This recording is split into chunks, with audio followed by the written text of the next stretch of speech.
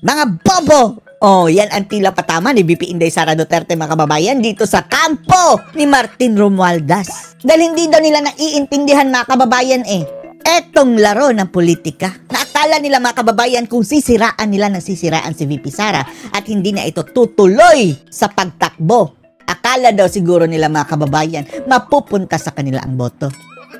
Hindi daw nila yan naiintindihan dahil brilliant lang daw ang nakakaintindi niyan, mga kababayan. At apparently, etong grupo nila Romualdez is not so brilliant, mga kababayan. Panoorin niyo po ang sabi ni VP Inday Sara Duterte, ha? Well, nagulat ako nung nakita ko yung numbers. Oh, yung resulta ng survey, mga kababayan, ang taas ng rating ni VP Sara. Sa makatuwid, siya lang ang umangat, mga kababayan. The rest of the officials, kasama na dyan si Tambaluslos na may pinakamaliit na rating, mga kababayan. Si Bangag at si Waiter, lahat sila spaghetting pababa ng pababa. Maliban kay VP Sara. Ang pagtitiwala ng mga tao sa akin dahil sa sobrang dami ng lumabas ng paninira. Sa likod yan ng kaliwat ka ng paninira, ha? By the way, mga kababayan, bakit hindi pinapalabas sa balita yung resulta ng COA na lusot na si VP Sara? Sa kung saan man, galing sa mga politiko, galing sa social media, lahat, all sides. Galing kay Claire Castro. Paninira. Nakakagulat na tumataas yung numbers. At naisip ko sa sobrang sira nila ng pangalan ko. Immune na, mga kababayan. Hindi na naniniwala ang mga tao dahil halata na masyado na pinagtutulungan si VP Inday. Di ba? Sinabi ko na ito noon sabi ko, hindi naman kasi lumilipat sa numbers ni Martin Romualdez.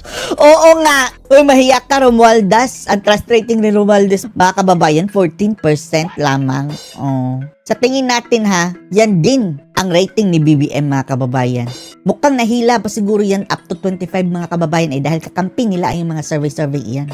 Magkabalahibo yan sila Tambaluslos at Ngagba. Kasi nga, sinabi ko nga din noon na kapag hindi ako tumakbong presidente, hindi pupunta yung boto ko kay Martin Romualdez. Pupunta siya sa ibang kandidato. Kung ang itatapat kay Romualdez, mga kababayan, ay aso, doon kami boboto sa aso. Di bali ng aso, loyal pa. Hindi kagaya ng ahas, mga kababayan, Tambaluslos na yan. Dapat naiintindihan nila yan ngayon. Pero syempre hindi nila maintindihan yan kasi ubog, di ba? VP Inday. Although hindi niya sinabi talagang bobo, mga kababayan, pero yun na rin ang kanyang ibig sabihin. Mga brilliant lang ng mga tao po ang nakakaintindi. Mga brilliant lang ang nakakaintindi. Yung mga hindi nakakaintindi, kagaya ni Romualdez, ubog. Na saan ba pupunta? Boto. Hindi ka makakakuha ng boto, Romualdez. Sinasabi ng mga lawyers, they are more than confident na mananalo sila sa impeachment. Ako naman, I am more than confident ang mga mga kababayan, abogado na mananalo siya sa impeachment. Kaso nga lang, mga kababayan, it's a numbers game. Kahit pa andyan ka sa rason, mga kababayan, andyan ka sa tama. Kung mananalo yung bagoong Pilipinas, impeach pa rin si VP Inday Sara. Kaya, mga kababayan, huwag niyong kalimutan iboto Duterte. Vote straight, black voting, mga kababayan. Most confident with the lawyers working on my impeachment case. So, yun lang. Yung nga nila, sinasabi ko nga, it was called extraordinary rendition in international law. Si Tatay Digong, pinadukot nila, mga kababayan. Kung ang Pangulo, sabi nilang linala sa ibang bansa. At doon nagkausap kami. Sabi niya, wala na ako, hindi ako mga kampanya. So, pwede bang mangampanya ka para sa mga senator candidates? Para lang hindi daw mawala ng ulo ang Duterte. Si Sara pala, mga kababayan, ang magsisilbing leader ng grupo ng PDP Laban. Although, hindi po PDP Laban si Sara Duterte, mga kababayan, HNP, pugpong ng pagbabago. Pero closely tied yan sila, mga kababayan. Yeah, so far ngayon, wala kaming, wala ako sinasalihan na rallies. Dahil hindi Okay lang yan. Mag-split ends kayo. Mayroong rally ang PDP Laban at saka si Sara Duterte, mga kababayan, may sariling lakad. Dahil kaunti na lang ang oras, mga kababayan eh. Ang ginagawa ngayon, mga kababayan, sinusolido nila ang Visayas at Mindanao. Dahil yan ang magsusolid na Duterte, mga kababayan eh. And then, pag malapit ng eleksyon, doon na sila magpo-focus sa Luzon. hindi naman magkasama yung Duterte at saka yung dalawang candidates, no? Hopefully, depende sa PDP, hindi naman kasi ako member ng PDP, pero mapag-isipan nila kung paano gagawin yung mga rally na kompleto 12 yung voting straight block. Okay lang yun. Hayaan na natin, mga kababayan, dalawa lang naman ay dinagdag ni Sara. Anyway, kinampanyan naman niya ang 10 mga kababayan, di ba? Although parang hindi natin matatanggap, mga kababayan, na bagoong Pilipinas iyan. At least alam natin na just in case lulusot, hindi natin sasabihin, iboboto natin ha, just in case lulusot, hindi yan boboto ng pabor sa impeachment of VP Sara Duterte. Duterte. So yun, iikat ako, unang-una nagpapasalamat at pakita sa mga tao ng ibinabalik sa mga tao yung pagmamahal na ipinapakita nila kay Pangulong. Walang ayuda, mga kababayan, pero dinadagsa ng tao. Masaya ang tao. Baby Sara, tuwang-tuwa. Hindi kagaya ni Ngagba. Kaway sa hangin si Bangag, mga kababayan. Duterte, sa aking opisina, ang Office of the Vice President, sa aming pamilya. At pangalawa ay yung pag-ikot at pagpapaintindi sa mga tao kung gaano kahalaga ang straight ang boto nila para sa 10 candidates ng Duterte. Ang kahalagahan nun ay maituloy kung ano yung nasimulan ni Pangulong Rodrigo. At itong mga candidates na ito ay nagsabi sila na naiintindihan nila. Kasi kung maalala niyo noong 2022, ang platform ay unity and continuity. Pero sa nakikita natin ngayon, wala namang continuity. In-stop na lahat, mga kababayan. Pati yung build, yung Tatay Digong, mga kababayan. Sayang na sayang. Walang proyekto si Bangag, mga kababayan, ngayong mga panahong ito na big ticket. Kalahati na siya sa kanyang termino, mga kababayan. Kung mayroon siya mga big ticket, mga kababayan, hindi na matatapos yan. So ito yung mga senators na nagsabi sila na iintindihan nila kung ano yung vision. That is a peaceful and prosperous Philippines na unfortunately ay hindi natin nakikita. Ang build, naging ayuda. Sa ngayon.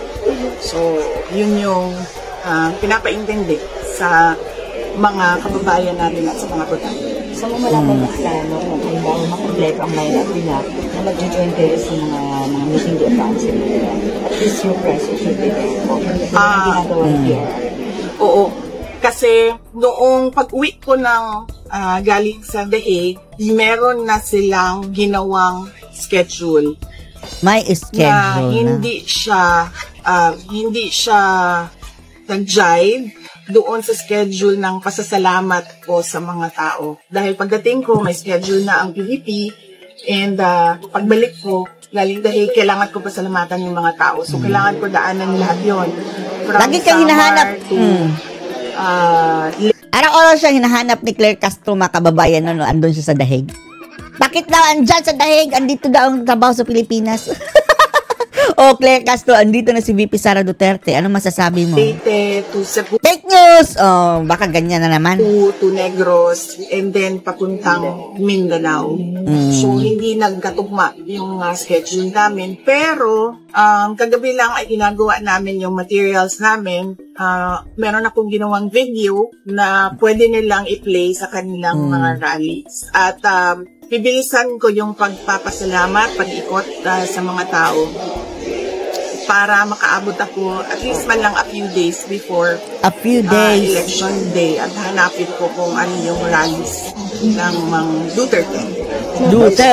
Gusto ko na makuha yung reaction niyo sa sinabi ni Congressman Ortega na kaya daw na nag-endorse kayo para makakuha ng kampi sa Senado para sa impeachment hearing. Anong masasabi mo? Anong paki nila? Anong paki ng mga buhayang yun, mga kababayan, ng mga kongresista?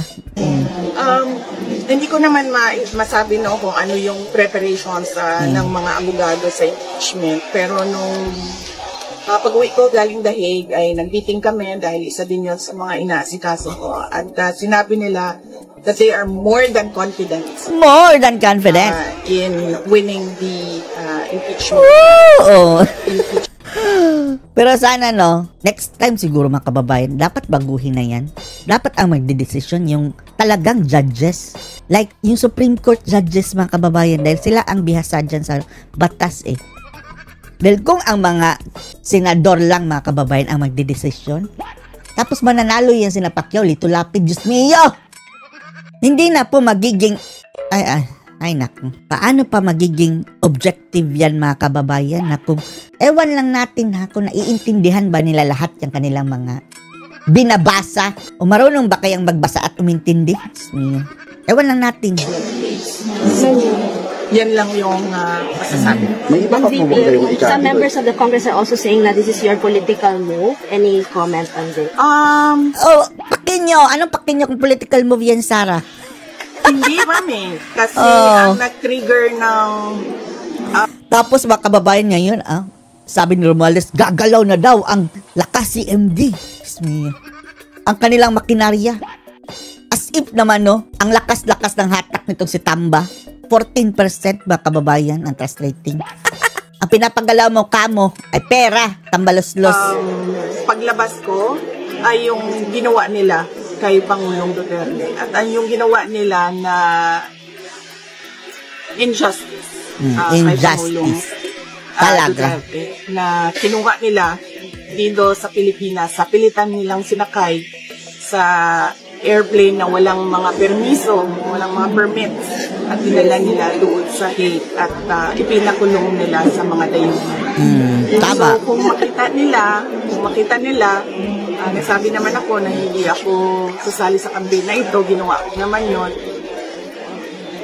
Pero nangyari yung kay Pangulong Duterte. Kaya sa Somali. Kami doon sa Hague at sabi niya, wala na ako, so pwede bang tulungan mo yung mga senators? Nakiusap si Tatay Digong mga kababayan. So, sabi ko, oo.